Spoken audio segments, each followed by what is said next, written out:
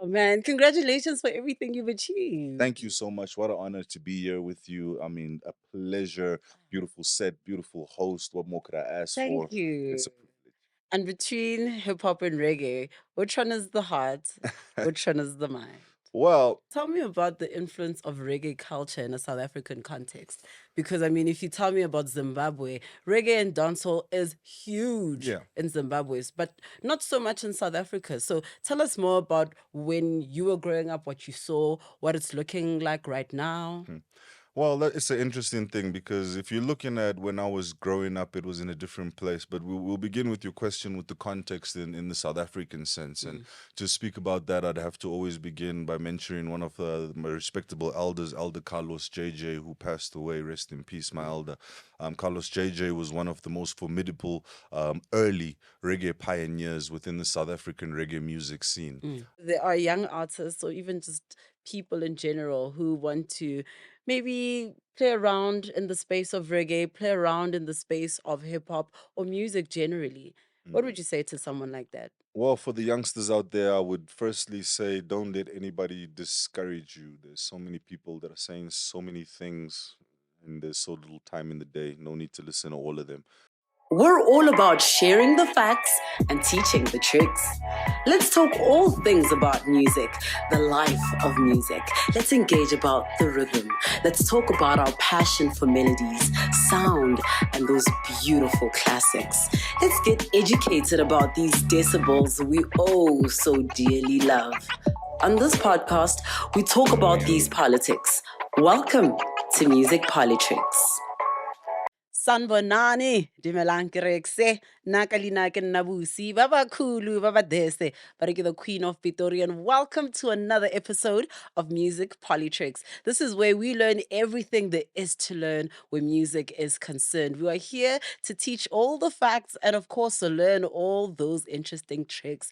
Everybody on YouTube, most of you guys are actually watching, right? And I love it. Thank you so much for the support. However, most of you guys who are watching aren't subscribed. So please make sure that you do click on that subscribe button, press the like button, comment as well, and just share in terms of the kind of artists you'd like to have here, the kind of people behind the scenes of the artists you'd like to have here, and of course, the things that you'd like to learn. And a big shout out to everybody who's showing us love on Apple Podcasts as well as on Spotify. I'm so excited about today's conversation, right? Because we're hanging out with a multi-platinum artist, huh? The first South African musician to be signed, huh? At Tuff Gong International, which is a company, or distribution company rather, that is owned by the Jamaican Marley family. Superstar of note. We're going to be learning all things reggae, a little bit of rap, and really how they both come together. So excited. The one and only Don Dada. Oh man, what an intro! Hey, I didn't lie. I'm loving it. In fact, I love all of your intros because yours was fire. Queen of Pretoria, everything. I was like, yo, let's get it. And, and then you hit me. I said, this is perfect. This is perfect. Oh man, congratulations for everything you've achieved. Thank you so much. What an honor to be here with you. I mean, a pleasure. Beautiful set, beautiful host. What more could I ask for? Thank you. It's a privilege. I mean, we were just having a chat just now, right? That how you started off your battle rapper, Yeah, right? So, right, let's pretend, yeah. right? Let's pretend right now Mhm. we are somewhere and we've got a beatboxer, and that person is just dropping some files, or maybe the other rapper's dropping some files. Yeah. The beatbox is killing it there, and now it's your turn to Okay. battle rap right here, right now. What do you say? I say I proceed to eat beats every day of the week. That's why my speaks for itself.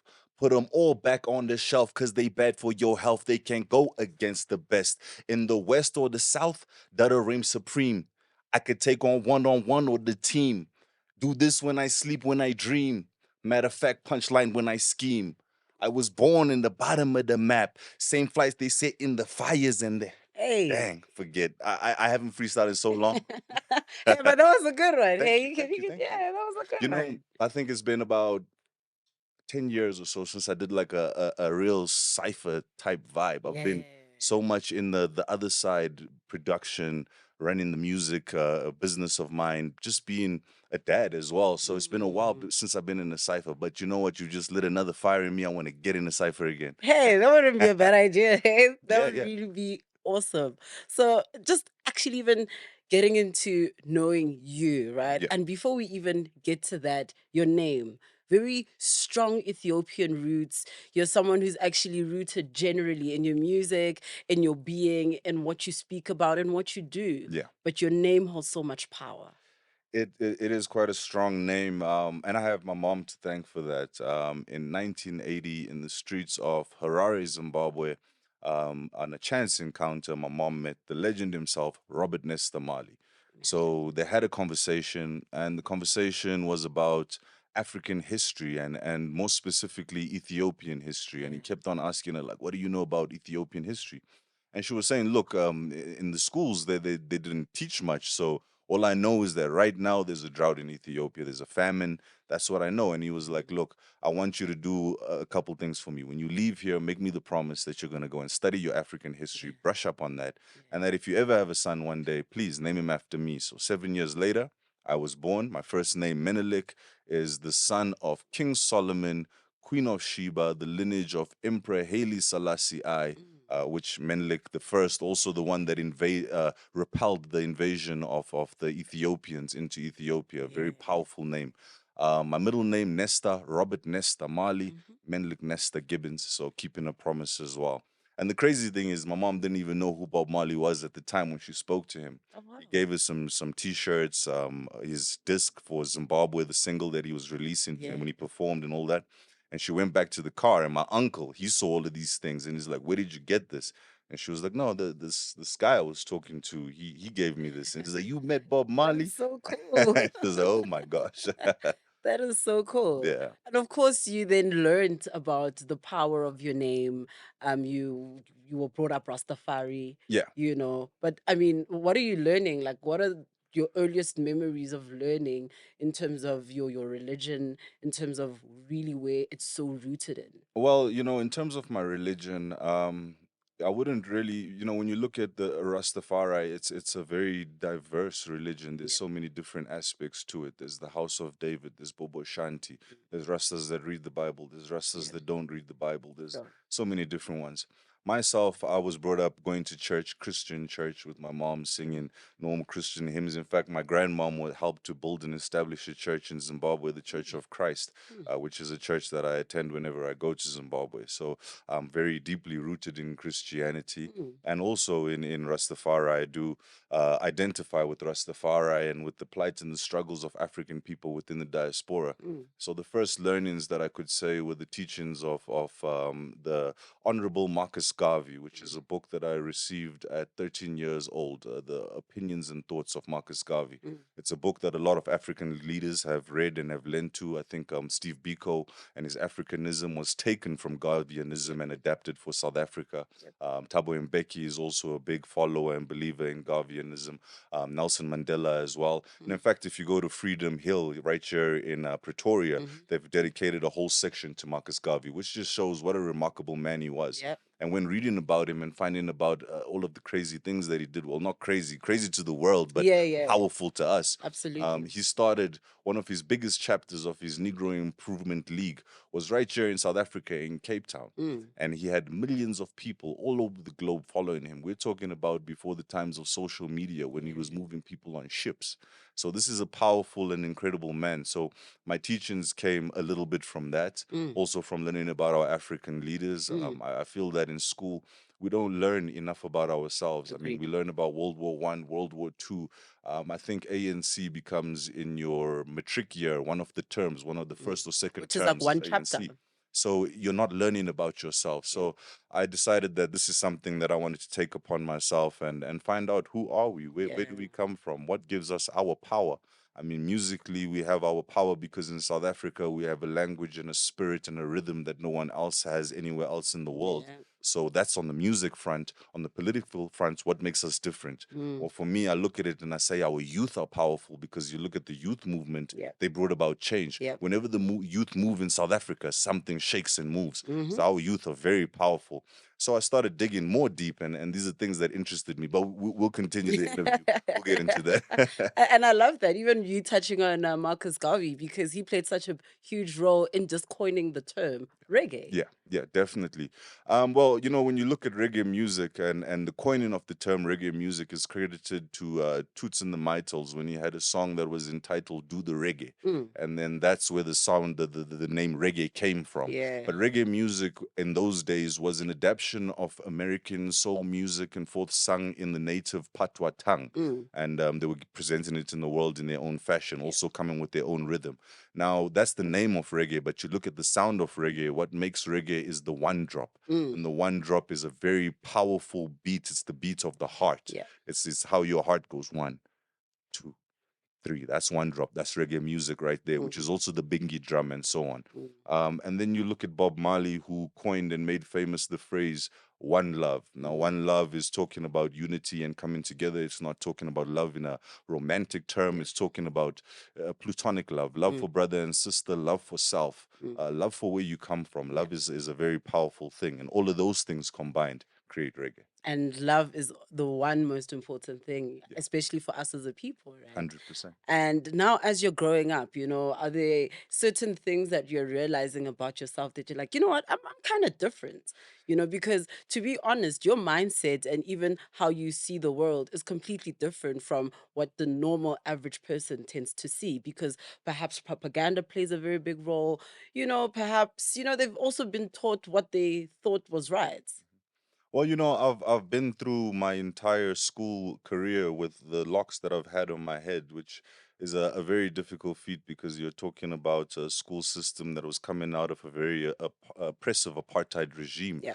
and so to go through all of this, it made my character very different. Hmm.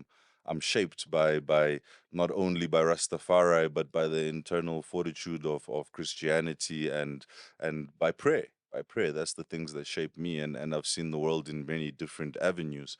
I think what really also put me onto my direction is my family. They're very different. My father loves reading. My father is all about Africanism, Pan Africanism. Mm, My father is also one of the people that helped to begin the first reggae sound system in Zimbabwe. So huge. a big movement in reggae music as well.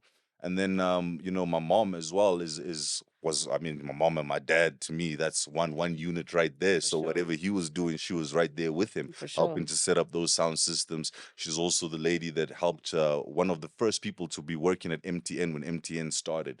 So she had been there from the very first call on the network until she left MTN to come and work with me, which also showed me the love that she has for her son, to say that she would leave something so big, so major like Yeah. MTN to come and assist me with the music that I'm making. That's a major statement as well. So the differences that I saw in myself was just realizations that life is not only about getting money, being flashy, showing off to people, Yeah. because people come and go, they pass away, people change, opinions change, Yep. times change. It's about what really matters to you, and what matters to me is family. My mother, my father, my daughter, these are the people. I make music for my daughter because she's Mm, going to be the one who lives off that legacy. absolutely. So yeah, that's it. You started making music professionally when you were 13. Yeah. What in the world is going through your mind when you're 13 and you're like, you know what? I'm going to be a professional. Well, I used to sit in class every day, and all of my books at the back, I used to write rhymes. So I used to go to school with the Walkman, and on that Walkman was all types of music. I had reggae music, a little bit of hip hop. I think the hip hop was like LL Cool J, Nice. I'm Bad, that type of vibes. And then the reggae music was like, I can't remember the artist's name, but it was a song like Shine Your Gun. Shine your gun, rude boy. So it was a vibe, Okay. So I was right into that, right into that. And then after a while, I started like, rapping along my little lyrics, rapping Hmm. along. And then people were like, yo, that's kind of sounds good. Do that more. So my cousins were like, freestyle. Writing is cool, but freestyling is like the Yeah. proper, that's from the head. So I was like, okay, cool, let me try that. And I started freestyling and freestyling. And I saw, look, I'm really good at freestyling. I was beating rappers at battles. Like, I'm pretty good at freestyling. Yeah. So I linked up with my dad's friend, Uncle Gus Smythe. He was from Dr. Victor and the Rasta Rebels. He played the trumpet. That's He had a cool. studio. So I was like, Uncle Gus, can I please come and record something at your studio? He said, cool. So went through to the studio. I recorded a song. It was entitled "For What It's Worth." Took the song and submitted it to Hype Magazine, and Hype Magazine actually featured it. Emphatic Tabs was on on the cover of that issue, and I was placed in the King of the Bedroom column because I wasn't signed to any record label or whatever. So I was like Yeah. the unsigned Hype. And then I was like, look, I can really do this. And that was like at 30. So after that, I was like, let's go hard. So by the time I got to grade 10 or grade 10 or 11 or so, Mm. I had a little movement going on in the school, also going on by Wow. Monte Casino and stuff. Every Saturday, I'm battle rapping. This is where I met most of the North Side rappers. We'd skate together, rap together. It was just the whole thing. And from that, it also like started to give me more confidence with the type of stuff that we're doing now. It Sure. started to say, okay, cool. All these boys are looking like they're going professional. They're coming from National School of the Arts and stuff, and Mm. you can hang with them. So you're really fire with what you're doing. So from there, we submitted. There was a contest on 5FM. Mm. Gilman, make me famous. I submitted my music, and I don't know. I didn't expect much. And next thing we got a call, and they're like, "Listen, you're through. So we're coming through. We're doing a 5FM broadcast from your house. Do you have space for That us?" is so So I was like, cool. okay, cool. So we set up the whole thing in the garage, and we did this whole breakfast show. It was also on DSTV. We had this whole group. What was this group called? It was a group of dancers. Lala Hiroshima came from that group later. Quite a few people came from that group actually. So That's so quite a cool. history. And once that happened, I realized that it was actually a band for rock. It was a contest for rock bands. Ah, So I didn't win, but I finished second. And from there, the rest is history. that is so cool. So to be honest, it's like you've always known that this is the direction you'd go. That's all I've ever done. I've always rapped. I've rap, rap, make music, be in studios. Yeah. That was my life. And how do you then formalize it? Because sure, you're putting out music, you're Mm, doing some really cool stuff with 5FM. mhm. How do you then formalize it in a sense that, okay, if I'm going to turn this into a form of a business, Mm. then sure, you're an artist, but you also need to be involved in the business of the music. Well, that's where my mom came in. She said, "Look, okay, cool. You're matriculated now. You're doing pretty well with your little movement, but you need to have something that's behind you." So Yeah. I said, "Look, I want to study music." She said, "Okay, cool. Come to me with any ideas, and let's see how we can take it forward." Mm. So we found out about the Academy of Sound Engineering in Yeah. Auckland Park, Yeah. ASE, and that's where I attended. I was in the class with AKA with Keenan. That's So cool. quite a illustrious class. People that graduated from there went on to do quite amazing things, Mm. and we learned a lot at the Academy of Sound Engineering. Not only was it for Pro Tools, how to run your studio, Yeah. but we learned how to set up bands. We learned music business, contractual law. First year, we learned a lot of different things. Yeah. So it kind of helped to round us as an artist. And then besides that, I mean, as I was growing up, I think also from about 13, 14, my mom would take me every weekend on Saturdays Mm. while other kids were outside playing and all that stuff. I was either playing for my neighborhood soccer club. If it wasn't for the soccer Mm. club, I was going to a school where they were teaching us how to present. So you were doing television presenting courses with Candace Ah. Hillebrand from KTV. So I Ah. was just always in something media, some way or another, you Mm. know. So it was inevitable I'd be here, That is right? so cool. No wonder, hey, because you're very well spoken. You know what I mean? Like, also the beauty of DreamStream, a place to create yourself. Record video, music, and podcasts in our full service studio.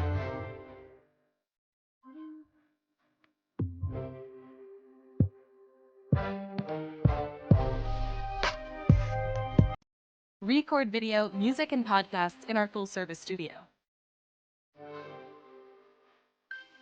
DreamStream, a place to create yourself.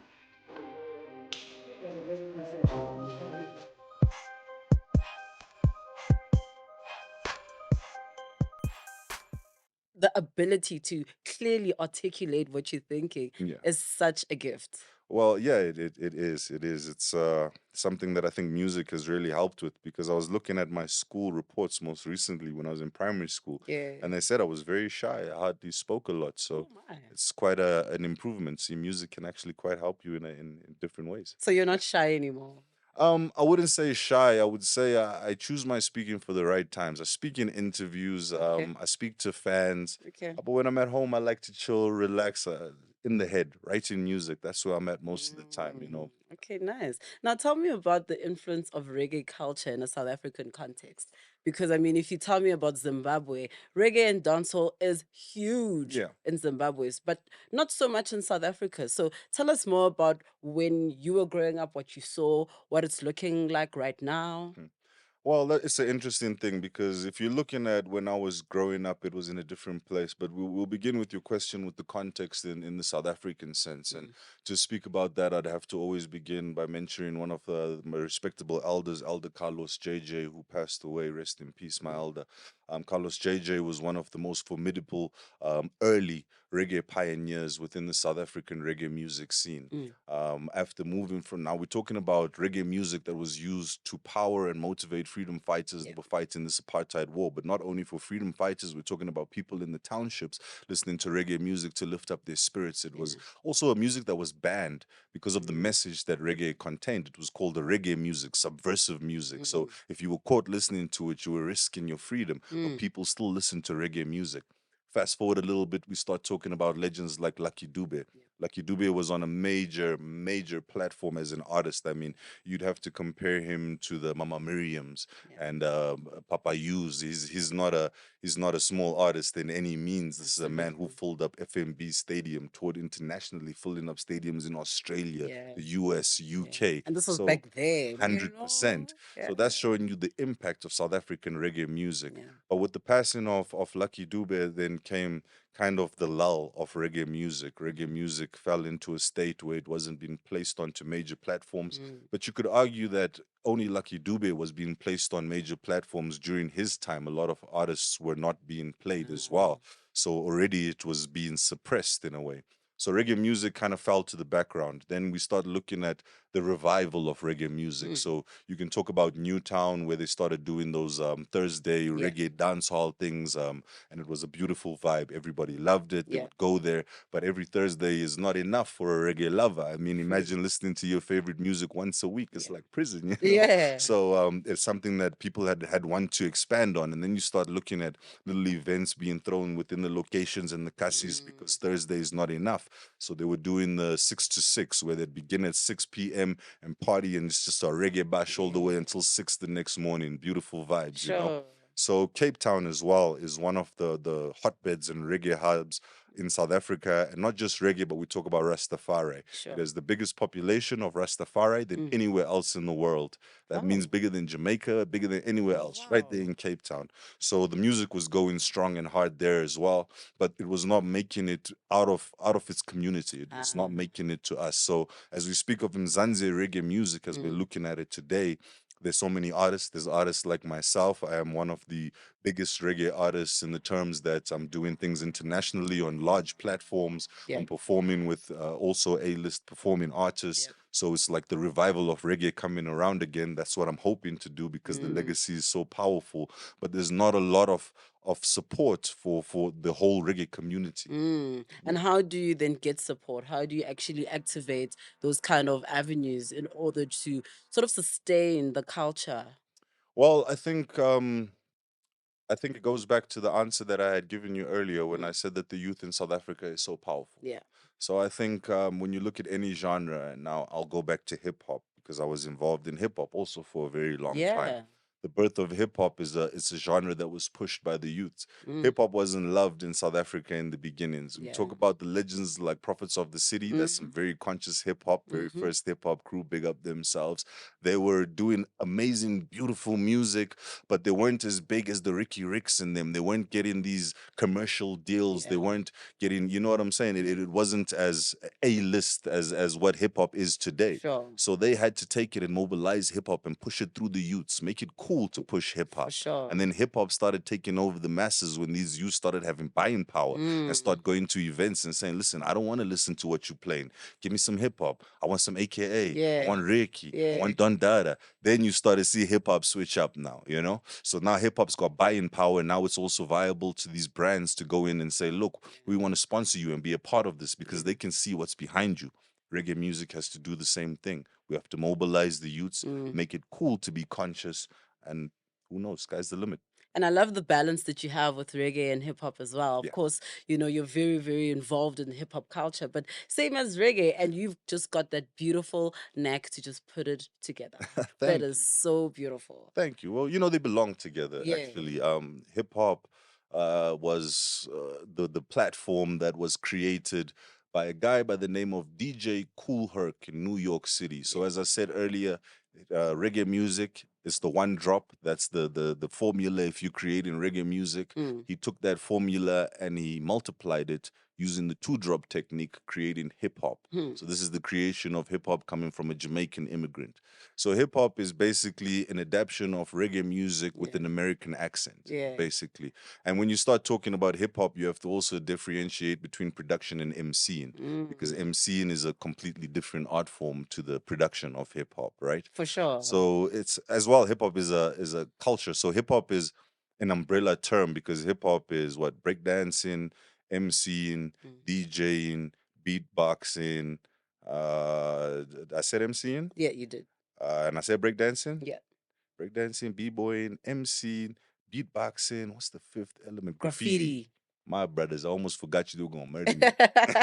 You know what I mean? But I'll never forget them. So that's hip hop in a nutshell. It's an entire culture. It's not just a music form. But so is reggae. Exactly.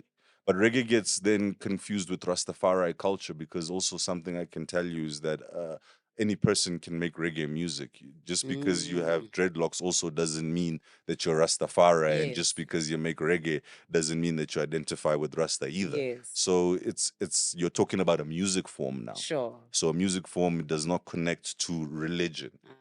A religion stands on itself. So, but these are all semantics that it's I guess it's argued by artists when we sit back and we try and look at the little nuances. But a Okay. listener is not really, they take it on face value. This is what I Sure. see. This is what I get, and I don't blame them if it's presented to me as such. If it's presented as a kettle, it's a kettle. Yeah. So I don't blame them, but there is those differences. Now you're a multi-platinum selling artist. Yeah, That is a big deal. it is. I mean, tell me about the first day you realized that a record of yours is now platinum. Well, it was such a quick thing that happened. So what happened was that I was commissioned the celebration song for the 100th year birthday of Tata Nelson Mandela Mm. by MTN. So got in the studio, recorded the song, sent it back. The song was entitled Viva Mandela. Powerful song. On production, I thought let's go a little bit different. I wanted to use a trap type of a sound, but I wanted to use traditional instruments. So I call this traditional trap. That's how I created the Viva Mandela concept. Mm. With the content, I sat back and I thought I want to really connect this to Tata Nelson because we're talking about such a polarizing figure in South Africans' history. We can't mess around here. Mm. So I sat back and I got the Long Walk to Freedom and I read the book in 3 or 4 days, and then I began That is a summarizing. long book, It B. is. It So is. three to Three or four four days days. is Yeah. just like wild. I was going mad with it. So I sat back and I started summarizing it. So I started putting the verse into the song, no, not the song. I'm getting confused. I put the book into segments. Mm. So the first quarter is the first verse, middle, second, end parts, third verse. Perfect, no Mm. problem. Record the song. Recorded it, released it. Next thing you know, we hit back. I think it was not even a month later to say that this song has gone gold. So we were like, yo, gold. We were so happy. We were like, gold, that's amazing. That's Yeah. crazy. As we were getting ready to celebrate the gold, we got contacted again and said, nah, mistake. It's actually gone twice. It's gone, no, gold, platinum. It's gone platinum now. So I was like, platinum. That's Wow. crazy. That's a short amount of time. So now we're putting together this whole thing for platinum. 2 months, a month or so later, it's double platinum. My I'm goodness. like, that is crazy. At the end of it, in 4 months, it was multi-platinum. So I'm like, this is nuts. This is not what we expected. But I mean, who expect when you enter the studio, you're just there to make good music. Sure. Nobody says this song's gonna be platinum. This will just be all right. Yeah. So, I just entered to make as good a song as possible, but it's always a good feeling to receive recognition for your works for anybody. What did that do for you though, as an artist, but also personally? Well, it's interesting because it obviously it motivates you. Firstly, it makes you want to do more, but also it pressurizes you a bit because you say Mm. to yourself that my next works have to be up to the standards Yeah. of my last works. Yeah. And one thing that I learned from a very close friend of mine, a great musician, he said to me once that you're only as good as your last performance. Hmm. So it doesn't matter what you up to right now, my brother. If you are not holding it down on the Yeah. stage, or your music is not as good as this, that's all people are going to remember. They're not Yeah. going to think of before that or whatever. It's just what's happening right now. So it puts a bit of pressure, but at the same time, it also puts you in the mind state of I'm capable of Mm. meeting these goals because I've met it before, even surpassed it. So if Yeah. I've done it before, I can do it again. And you have. Right? From these lips to God's ears. Thank you. But look, what thing that I also really, really enjoy about what you do, right, Mhm. is the fact that you give back, the fact that you make time for charities. Mm. You're really a philanthropist, for lack of a better term. Well, thank you. You know, it's something I also believe in very strongly, and I tell a lot of young artists is that support the communities that support you, Yeah. because all the time we get onto beautiful platforms like this and we plead for support. Please buy my album. Please get Yeah. behind me. But how many times do we go and support these communities? How many Mm. times do we help them when they're in need? And trust me, they're in need. Yeah. So I make it a point that whatever we're doing, it's beautiful, but make sure that it has something good connected to it for the people, Mm. because the people are the same ones that are going to help you with what you're doing. So Mm. make sure the people are good, you'll be good. That's the mentality behind it. What are some of the stories you've come across, that have really influenced you as a person?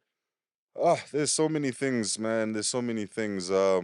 For example, when I went to the Eastern Cape once, I done an interview there, and during the interview, they were talking about development of artists, and they'd really love to see me mentor somebody from that area. So I was like, okay, this is something that I need to take serious, Mm. because I mean, it's not like I'm just doing an interview on radio and I want to fool the community. You know what I mean? Yeah. They've asked me something serious. Yeah.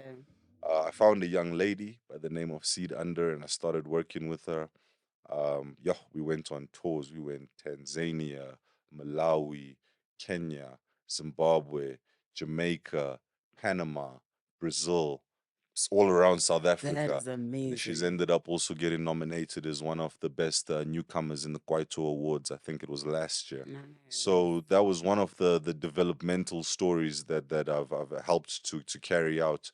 But there's also been, man, there's so many things in music. There's people, everybody has a story behind them, Yeah. is the thing. Everybody has so much that's going on with them, and coming from really hard places. But the most beautiful thing about music, and my father always reminds me of this, is that music is the one thing where you create without destroying. Mm. And you see that coming from everyone, because even in the most broken person, you'll find something so beautiful come out of them. Yeah. And that's music. That's something that I'll always appreciate. And what are some stories you've heard of the impact of your music? I mean, my music. I went to Zimbabwe once, right? Yeah. And I was in a shop buying some stuff. I can't remember what I was buying, and I was leaving the shop. And as I'm leaving, there was an old man who was coming out the shop, and the old man's walking past me, and he started singing the chorus of my song, Gin Franco, like "It is what it is. I handle my biz," and I was like, "Oh, OG, let's go." So it was a good feeling. Also early in my career, I had a habit that wherever I did a performance, I would throw all my jewelry in the crowd. Ah. So I would do the show, but it was crazy because nobody knew me. Ah. So you'd perform, and then they're all watching you like, who is this guy? And then Yeah. once you throw the first chain, they're like, we love you. So it was a good thing. I also learned a lot about how to deal with crowds, because Mm. I was given sometimes platforms that were so huge, like so huge, and I was just now starting out. So I had to very quickly catch up and get used to it. My first performance, I mean, I was on Mandela Day when I released my first album, Avant Garde. They invited me to perform on Mandela Day with Casper Nyovest, Ricky Rick. It was the whole of Ambitious and myself. So cool. My first album. Imagine. First performance. That's the vibe. So like you always had to catch up and just grow as quick and as fast as possible, and like get your music and get yourself to the same standard as the other people are, because but the thing is that you're facing a team. That's a whole team, and I Mm. usually I'm working one man. So I learned a lot of tricks, and I learned how to be strong, because Yeah. you have to be strong. That's how music is. If you don't have strength within yourself, you will fail in this game. Strength and patience. And Yeah. if you have no patience either, Ooh. That's a Oh, problem. that's a biggie also. So those are the main things, and yeah, man, so many people. You know, I used to skateboard with the Les when we was younger. Yeah. Skateboard with Bongani Fasi, my brother Crazy Lou. We were like 13. That was freestyle Oh sessions, man. man. Like the whole of Northside hip hop. So many beautiful memories and stories and things of just because this is before even hip hop was popular. This was just pure Yeah. for the love of industry. Yeah. Bongani used to make beats and come with them on a Walkman to the skate park. And Yeah. then you put it to the ear, and then you're like, okay, cool, this is nice. And then you freestyle it. Or Les used to beatbox. I don't know if you knew that. Les is very good at beatboxing. Yeah. So he used to give that too. And then we all just cipher. So that was the upbringing of hip hop, and then to see people go on from that and then achieve national and major success. Ricky, my brother, went and does Yeah. such amazing things, you know. So it's just been a beautiful journey, and the journey is just continuing and growing and getting more beautiful, even though some sadness happens on the way. Yeah. And what I'm also realizing is that the era in which you actually started getting involved in this was just such an incredible Right, era, man. right. I mean, incredible people as well, amazing Yeah, musicians. yeah. The golden era of Joburg hip hop. I Yeah. mean, at the end of Squatter Camp and them, we used to also chill with Ammunition and those dudes at Yeah. the Ghetto Rough Studios. And then also you talk about Kwaito music with the Zolas and those gents. Sure. Kumshev, they had their own energy in the studio. So that was a good vibe. And then with the young boys coming up. So it was a great thing to see. And it's nice to see that same energy and tradition carrying on because you're looking at the A Reeses and the Nasties and them. Yeah. It's arguably an even better time to be coming into the game because Sure. right now you like going straight to Americas and all these things. So it's even Yeah. better. Even like from a commercial aspect Yeah. as well, you Yeah. know. It's actually really cool. So I'm gonna try something and I Yeah. want you to tell me where it takes you to. Okay. Right. I am the original Jamaican Don Dada. Something like that. That's my elder. That's my elder. Big up himself, Yeah. Elder Louis Rankin. That's Elder Louis Rankin. He passed away, and he had passed on the monka, Don Dada, Yeah. to me. So that's man, you just brought back a powerful memory. Even just that's from the movie Belly. Is that where you got it? Yeah, yeah, yeah, Yeah. yeah. That's powerful. We talking about in the 90s right there. Taking me Sure. back. I love that. And also, what kind of streets are you walking on to get really awesome deals? Love Tuff Gong International. That's God's blessings right there. That's God at Yeah. work. So I was a radio DJ on the ANC's channel, which was 1912 online radio, Mhm. which was the communications division of the Johannesburg region of the ANC. Yeah. So I was doing a little bit of a show on there, and Dreamstream, a place to create yourself. Record video, music, and podcasts in our full service studio.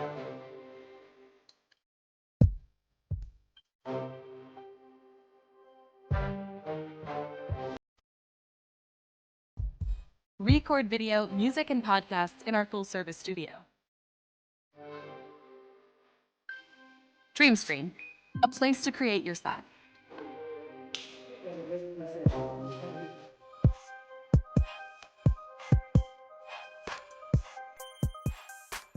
hip hop thing and all of that, and people loved it. So there was a guy listening all the way in Canada by Mm. the name of MC Cool Eye. He loved what we were doing, and he offered me an interview. Said, "Would you like to come on the platform and share your music with us?" So I said, "Okay, that sounds perfect."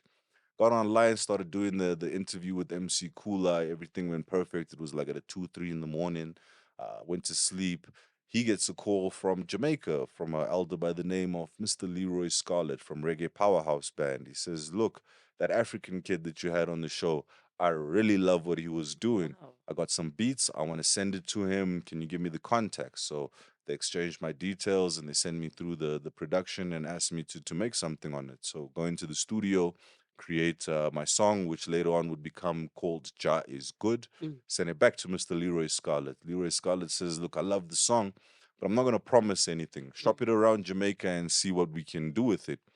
That was maybe like, I don't know, 2, 3 in the afternoon. He called back at like 9, 10 in the evening. He said, "Tuff Man. Gong International, they're offering a distribution deal. Are you interested?" I said, "Man, this is so beautiful. Tuff Gong International, I would love to do it. Love to do it.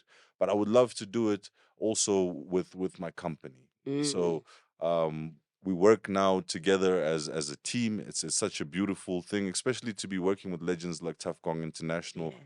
I went to Jamaica. I mean, to see the studios that Bob Marley recorded classics in, to sit with the band that he worked with. Wow. It's quite surreal. You know, it's something that you wouldn't have thought about when you began the journey, all the way from just a young interview like That is this, incredible. Hey. right? And how's the relationship been, the working relationship with you guys? Brilliant. Yeah. Very good. We always on the phone together. They've Mm. assisted me so much. They work very closely with my team. As I said, my management is also my mom. You know, Yeah. my momager. So she's running a lot of things behind the scenes, Yeah. marketing and so on. So every day they're on phone calls with Jamaica, just planning on what we're gonna do next. There's so many things that they've assisted us with, and I'm very grateful for it as well. Reggae music is it's not just a genre, it's a protected genre Yeah. by UNESCO, named a World Heritage Sure. Music. So when you step into that, you need to step carefully. And when you have the guidance of people like Tuff Gong International, then you know where to step. Oh man. Wow, that Yeah. is so beautiful. So you just dropped something really cool. I've never seen something like this before. Yeah. So it's do you call it one album or do you call it two? Because I mean It's one album. It's one album, one project, The Heart and the Mind. Okay. Yeah, the thing was that they people were struggling on how to package it for online, so they ended up having to split it into two things. But it's one project. The Yeah. Heart and the Mind hip hop, The Heart and the Mind reggae. It's just talking about what I love, what affects me, what my life is about, and it's something that I was alluding to from my very first album. Mm. On the last song, on the outro of my first album, I talk about the battle that I have going on between the heart and the mind, Mm. and that's where it triggers that whole cycle all the way until you get the project now. So what took you so long?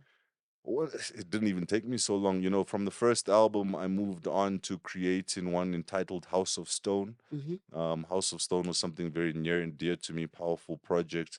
You know, everything has its time and its place.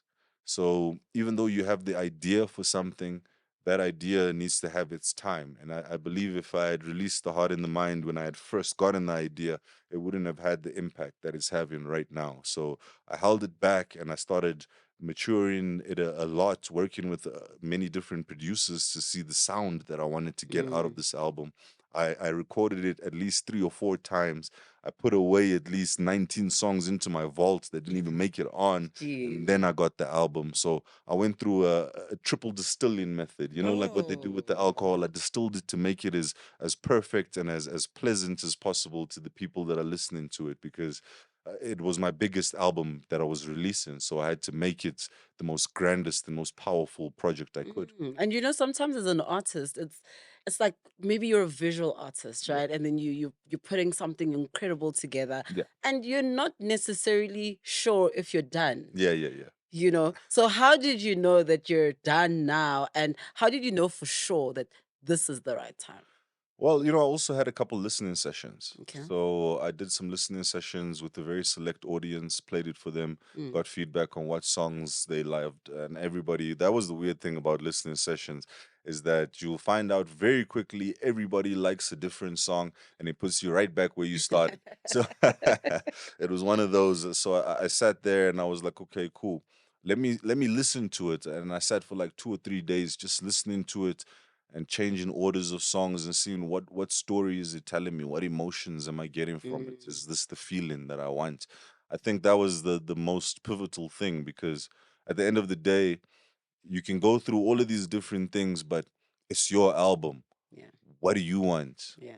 And that was the answer that I got in the end, is that this is what I want. This Mm. sounds perfect. This is exactly how I want it. I'm releasing it, and that's how I did And between hip hop and reggae, which one is the heart? it. Which one is the mind? Well, you know, for me, reggae music will always be the heart. Reggae music is a spiritual music. Yeah. As I say, with the one drop, it's the sound of the heart beating. Reggae music is the heart. Yeah. It talks about one love, unity. Yeah. Everything about reggae music alludes to the heart and the feelings of a heart. Mm. And then hip hop is the mind. Hip hop is calculating. Hip hop is commercial. Sure. Hip hop is strategic. Hip hop is the mind. Mm. Punchlines, you're planning, you're scheming. It's the mind. So they actually define themselves for me. Mm. And going forward, where do you see, hip hop and reggae playing a role in just general South African culture as a whole? Well, on a global sense, hip hop has already started melding with reggae and reggae with hip hop on major scales. Yeah.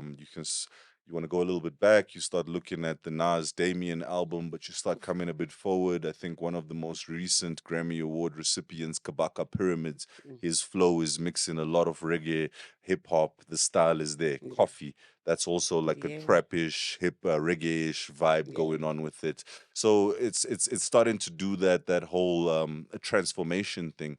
But every music goes through this process. No music remains the same Yep. as the day it was created. Yep. It'll always change, and so it'll evolve a little bit, and then perhaps it'll start evolving in a different direction. Mm. Because also now reggae is very influenced by Africa, and Africa Yep. has also been very influenced by reggae. So it's like a cycle. Sure. So right now they're looking at sounds like Amapiano and what Mm. we're doing down in the south, and it's putting a lot of influence into what's going on out there. Yeah. And then also Nigeria is taking that influence Yeah. as well. And then the Afro is making its way into reggae, which Yeah. is also pushing into hip hop, which is coming back around. So the cycle continues. Uh, we're gonna I love see. I that. think it all depends on us as the African youths, actually, Yeah. because it Yeah. always begins with what we make. So whatever our next thing that we create, I think it's gonna be the next influence of the world because all eyes are on us Mm. right now. And what about you? What's your next? Oh, my next, I am the conquering lion of reggae music. So pushing the reggae music to the maximum. That's definitely something I'm doing. Yeah. Also keeping the hip hop flowing, keeping it pumping. I know a lot of people are saying that hip hop is dead in South Africa. There's no way. No, no. This is the time we destroy and rebuild it. Yeah. That's what they say. I was listening to that from Nas this morning. Yeah. Sure. So that's what we're about to do. We're rebuilding hip hop. Yeah. We're getting reggae back onto its rightful proper pedestal, and we're just gonna have a good time while we're doing it. 'Cause not Mm. everything is so serious. And who do you have your eye on? Collaborations, Oof. even like producers as well, Yeah, so in South Africa or international? internationally. So internationally, there's so much. I'm in talks with quite a great artist, a legend in the industry right now. Mm. We're working on the production, and then we're gonna get to the studio stage. Okay. So there's a great big feature that's gonna be coming out soon. I'm not gonna spoil it by Oh putting out the man. name. Not yet, not yet. But I would love to work with Stephen Marley, the Marley family, Ghetto Youths International. That's one of the companies in the UK. So I Mm. would love to work with them. I would also love to, South Africa, we've got beautiful things going on out here. If you start looking at the music we're making right now, Amapiano has got a great move with it. A guy that I really like his sound, and I've chilled with him once. I like his vibe, Mm. Makwa Beats. Oh He's got a sure. good sound, so I'd love to do something with Makwa. Stunner, there's a new young boy right now who's doing things. Stunner, he got a song out with Questa as Yeah. well. Yeah. Song's doing quite well, so love to do something with Stunner. He's coming all the way from Zimbabwe, so I'd love to do something with that young man. Going all the way up to the UK, we've started getting play on BBC, which is Oh, a I love beautiful it. thing. Thank you so much. And in the UK, it's UK is interesting because reggae music is alive out there. Yeah. They've got their own style of reggae music. So on the reggae front, we can talk about like a UB40 or something. I Sure. love their vibes, old school classics. And with the new school boys, man, who would I love to feature with the young rapper? I don't know. There's this, what's his boy? Central C. He's not bad. I like his style. Central C is nice Okay. with it. So I'd love to Okay. feature with Okay. him. And then the States, we're also making inroads into Miami. That's where we're busy at right That's now so as well. cool. Thank you. So America, Miami, oof, ooh. Well, you talk about Miami, you've got to talk about Latin music, which is very interesting because when they looked at the numbers of Latin music, it was the biggest growing and grossing industry in the world last year. So we'd Wild. have to talk about Bad Bunny on one of them because now we're Mm. talking about the Latin exposure. That'd be Sure. amazing. So yeah, that would be my kind of eclectic list of artists. Yeah, and I love the variety because everybody's just so different. Right? It's absolutely phenomenal. But Don Dada, thank you so much for coming through.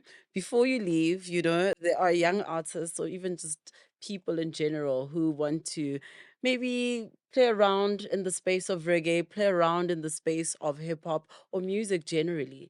What Mm. would you say to someone like that? Well, for the youngsters out there, I would firstly say don't let anybody discourage you. There's so many people that are saying so many things. and there's so little time in the day. No need to listen to all of them. So just keep on focused, keep your head down, keep moving forward, keep strong, keep moving. Because once you do that, you're gonna get closer and closer to your goal. When you stop, you ain't going anywhere. If you keep moving forward, you're getting closer to winning. Run the race that you came to run. It's a marathon, it ain't a sprint. Yeah. Take your time. You don't have to see people running next to you all the time. Sometimes you gotta run alone. And sometimes when you run alone, it doesn't mean that you're alone because you're losing. You could be so far in front, Yeah. you can't even see the others. Yeah. So just keep on pushing. And also, use whatever you have. I mean, there's people out there would be saying, look, I want to rap or I want to do this, but I don't have studio. There's no time for but. If you want to rap, all you need is a pen and paper, a little bit of a dictionary. You start writing your bars. You want to make make reggae music, well, reggae music, you're gonna need the Bible. Yeah. You're And gonna that's need the Bible. okay. Yeah, that's okay. Yeah. Go read the Bible, get some spirituality, get some balance. Start writing things that mean. Write whatever it is. Write your anger. Write your happiness. Write your hopes and ambitions. Because whatever you feel in somebody else in this world is definitely feeling. Yeah. Write it and put it out there because someone's gonna connect with you, and whoever you connect with, that's one. And one will always lead to another, and another leads to a couple, and a couple is fan base, and fan base is career. Incredible. What's the name of the book? because because honestly, you need a book. I Thank you. mean, I think you've got so much to share. You've got so much knowledge, but at the same time, it's one thing for someone to tell you about something they're not doing, but it's something else for someone to tell you a lived experience, something that they are and they experience on a daily. And I feel like you've got so much to share. So, thank you so much. It's such an honor. Thank you. What a privilege again to be sitting with you and having this discussion. So I hope that you have a blessed year, and also for all the viewers out there, blessed year, and you'll be extra blessed if you subscribe. Just saying, that's what I heard when I prayed. So check that out. And then yeah, man, check out my new project and social media, Don Dada Music on every platform. And yeah, it's a Don Dada world. The one and only Don Dada. What an incredible conversation. I hope that you enjoyed it and learned just as much as I did because this was super, super insightful. And of course, if you'd like to use the studio, maybe you've got a podcast or perhaps you'd love to, record some music, all you need to do is send that important email. It is info@dreamstream.co.za. Kalina Kenabusi, Baba Kulu, Baba Des, Queen of Pitori, and we are outie.